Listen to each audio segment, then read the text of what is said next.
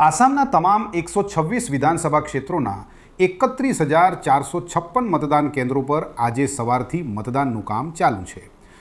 નિશ્ચિત રૂપે મતદારોનું અત્યાર સુધીનું જે ટર્નઆઉટ છે, ચૂંટણી પંચનું કહેવું છે કે 2021ની સરખામણીમાં આ વખતે વોટિંગ પર્સન્ટેજ ક્યાંક ને ક્યાંક બહેતર હશે. જ્યાં સુધી આ ચૂંટણીના મુખ્ય મુદ્દાઓની વાત છે તો લગભગ આ જે ચૂંટણી થઈ છે તે મુખ્યમંત્રી હેમંત બિસ્વ શર્માના છેલ્લા 5 વર્ષના કામકાજ પર રેફરેન્ડમ બીજેપી લઈ રહી છે અને બીજેપીનું કહેવું છે કે આ વખતની ચૂંટણીમાં ખાસ કરીને આસામમાં તેમણે જે કેશ ટ્રાન્સફર મહિલા વોટર્સના ખાતામાં બરાબર ચૂંટણી પહેલાં 40 લાખ મહિલા મતદારોના ખાતામાં 9,000 રૂપિયા કર્યા તેનો તેમને ભરપૂર લાભ મળશે. જ્યાં સુધી કોંગ્રેસ પાર્ટીનો સવાલ છે, કોંગ્રેસ પાર્ટીએ ચૂંટણી પ્રચારના અંતિમ 3-4 દિવસોમાં હેમંત બિસ્વ શર્મા ઉપર ભ્રષ્ટાચારના ઘણા આરોપો લગાવ્યા. હેમંત બિસ્વ શર્માએ તેનો જવાબ પણ આપ્યો, પરંતુ મતદારોની વચ્ચે શું આ મુદ્દો બની શક્યો?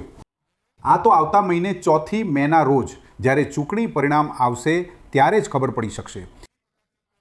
પરંતુ હા, કોંગ્રેસ પાર્ટી જ્યાં સુધી ચૂંટણી તાલમેલનો સવાલ હોય કે મુદ્દાઓની વાત હોય તેમાં ઘણી આક્રમક દેખાઈ. તેમણે મુખ્યમંત્રીના પદ માટે ગૌરવ ગોગોઈને પોતાનો ચહેરો બનાવ્યો, જે પહેલાં ક્યારેય કોંગ્રેસ પાર્ટીએ કર્યું ન હતું. પરંતુ શું આનો તેમને લાભ મળશે? ગૌરવ ગોગોઈએ ઉપરી આસામમાં બીજા 2 દળો સાથે સમજૂતી કરી અને તેમને આશા છે કે ઓછામાં ઓછું ઉપરી આસામની ઘણી બધી સીટો પર આનો તેમને લાભ મળશે. પરંતુ કોંગ્રેસ પાર્ટી દ્વારા કોશિશ થઈ કે આ વખતે જે પ્રકારે 2021માં તેમના અલાયન્સના કારણે જે એક કાઉન્ટર પોલરાઇઝેશન થયું તે ન થાય. આ માટે તેમણે બદરુદ્દીન અજમલ સાથે આ વખતે કોઈ તાલમેલ ન કર્યો. પરંતુ શું આનો લાભ કે નુકસાન કોંગ્રેસ પાર્ટીને ઉઠાવવો પડશે તે તો આવનારા રિઝલ્ટથી જ ખબર પડી શકશે.